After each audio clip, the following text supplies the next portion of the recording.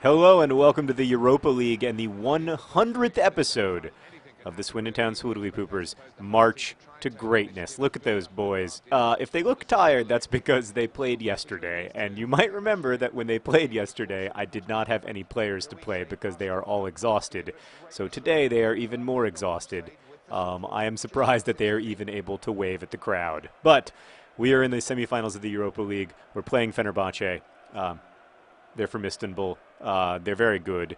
I know they're very good because I see a lot of highlights of them. They also have very loud and supportive fans who do a lot of jumping around and hilarious makings of the songs. So credit to them and to their club and to their supporters, but I hope that we beat the crap out of them. It's been a disappointing season for the Swindon Town Swoodly Poopers. There's no two ways about it. We're only 6 points clear of the relegation zone in the Premier League, but you know it's also our first season in the Premier League, and traditionally clubs have a very difficult first season. A lot of them go back down. So I'm proud of our boys, even for being where they are, and certainly for being in the finals of the FA Cup and the semifinals of the Europa League. It's extraordinary. It's an extraordinary accomplishment, and I'm really proud of them. We're starting three forwards today, all exhausted, but we don't have the teammates of John Green and John Green, teammates in life and in love, up front because Ball John Green would be starting this game in the red, which is too low.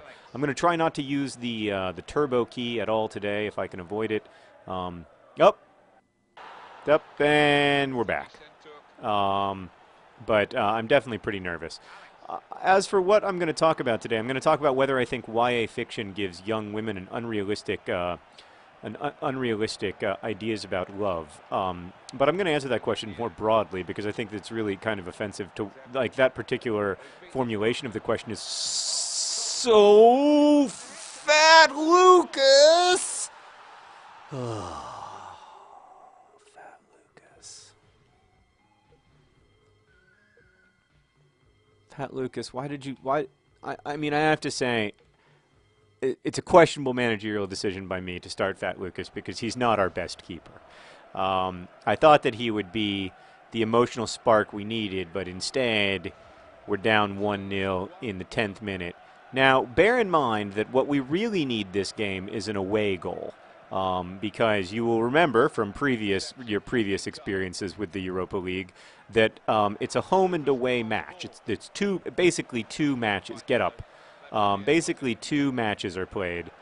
We play one at home and one away. Well, we're starting away this time, which is kind of good for us. Leroy Williamson, exhausted. Oh, no, that's Voluptuous Bearcard.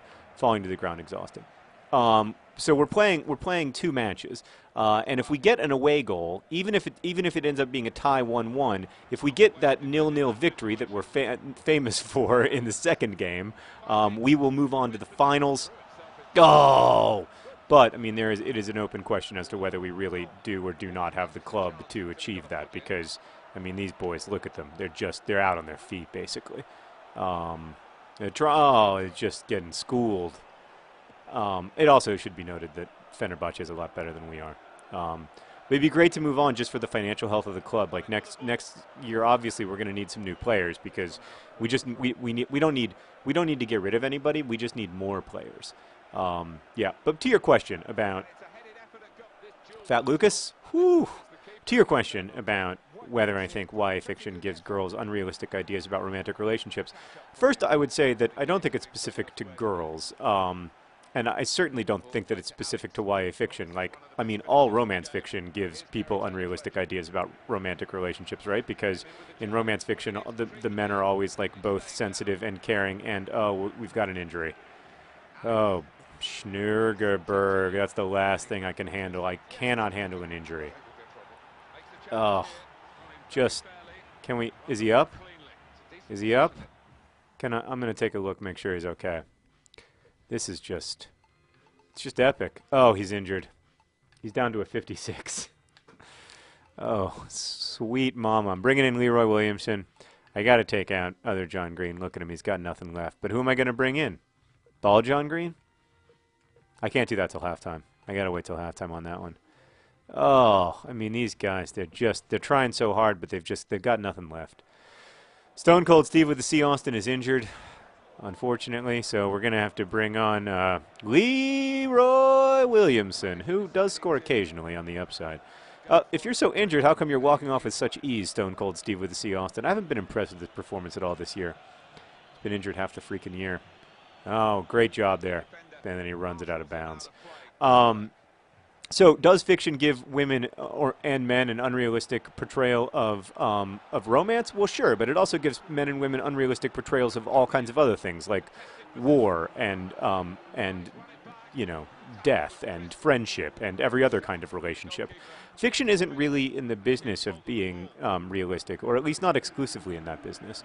I mean, the thing that I find most interesting about fiction is the way that by heightening our experiences, it captures something important about our experiences. And I think that's true in young adult novels about romance, and I think it's definitely true in novels about friendship and everything else. Like, we learn about ourselves by reading hyper-realized versions of ourselves a lot of times. You know, so certainly in any novel, you know, no novel reflects the actual course of human conversation, or at least very few do, and very few attempt to, because it's not that interesting, right? I mean, that's the biggest. Oh, we just needed voluptuous Pericard. I need you to get, or Leroy Williamson, whoever's playing back there. I need you to get in there a little faster. Get in there a little faster. Context is everything. I can't believe how many times you guys find like context is everything quotes from these Swoodly Poopers videos. You're disgusting, and brilliant. Oh, it needed a better pass. Needed another better pass. You guys got to get around these guys. You got to figure out a way through. We have one half left to score, and I cannot overstate the importance of our scoring, because if we go in with a 1-0, if we can just get that blessed away goal, you know? Oh, Schnurgerberg! That's really frustrating. Oh, I'm feeling a lot of frustration right now. Yeah, we're asking questions because none of that should have happened. We should have had the tying goal, and we shouldn't have given up the goal. Oh, frustrating. Hold on. It might be time. I think it's time to bring in Ball John Green. Oh, look at, I mean, everybody's just exhausted. Look at Fitz Hall, for God's sakes. I guess I can bring in Perry in place of Fahey, maybe, or in place of, I don't know. No one's got anything. What am I going to do? Bring in Ricardo Bunsen-Burnett to play in the field?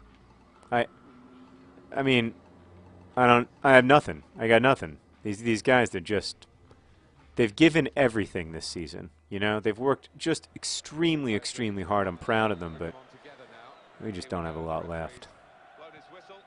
We just don't have a lot left. Oh, bad passes.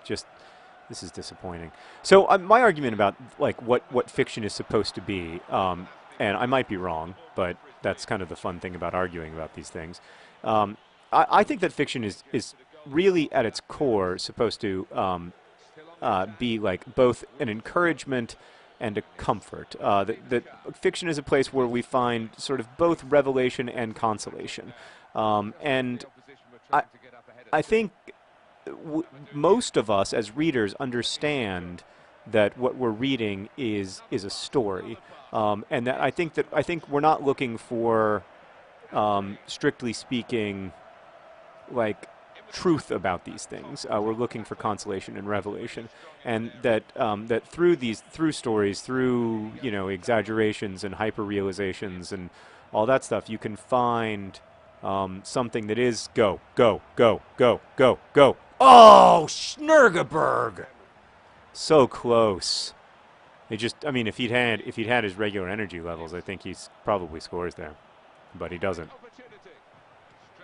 And then he just can't. I mean, we're just really struggling here. We just are really, really struggling for goals.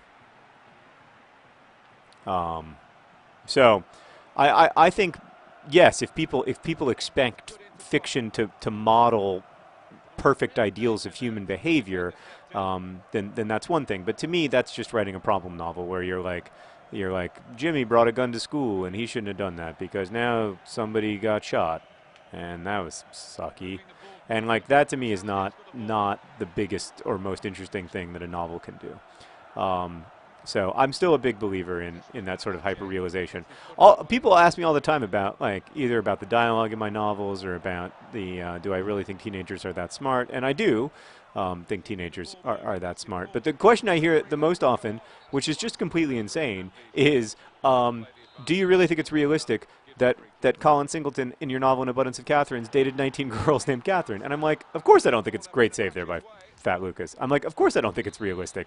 Like, is there anything more obviously unrealistic in the history of fiction than, I mean, if it's not obvious that I was not going for realism there, I don't really know what to say. Yes, of course. It is not realistic to consecutively date 19 girls named Catherine. Like, of course, that's an attempt to be sort of, really? That's what you thought I wanted to do? Not, I don't know. This is really disappointing. And the guys, look, I mean, look at Ball John Green. He's got nothing. He truly has nothing. But I mean, if I don't turbo up those runs, I can't make those runs, and there's no other way to get the ball forward. So, I don't know. I know I'm doing something wrong. I just don't know what it is. We've got 10 minutes to score. So I think, basically, I would argue that that you know, I'm trying to, in my stories at least, you know, my priority is always trying to tell a story that can be both revelatory and a consolation. My priority is not to try to mimic human speech in any kind of perfect way.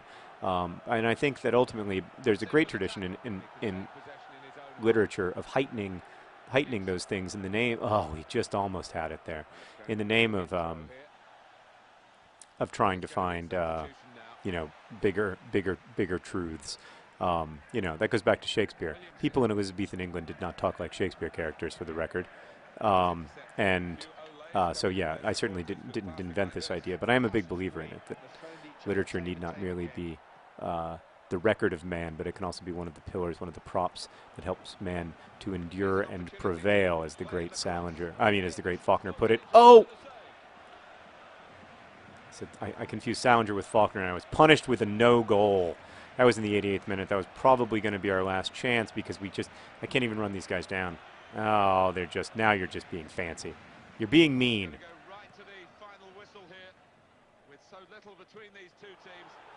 Oh, frustration for the Swoodley Poopers. And it increasingly looks like we're going to go to the second half of the leg with a 1-0 lead, which is not good. Oh, can you not make a pass? Go. Oh, we got a corner. We got a corner right here at the end. Can we bring up everybody, please? Is there any way we can bring up the keeper? We got a corner right here at the end. Come on, boys. Gosh, Muguzg. Oh, I apologize to my friends and my family for the poor performance of the Swoodley Poopers. This is not what anybody wanted to see. We all wanted us to see us go to the European finals. That's going to be very challenging now as we smell our pits in shame, because we're going to have to take this very talented Turkish squad to Swindon and find a way to beat them 2-0. All right, best wishes.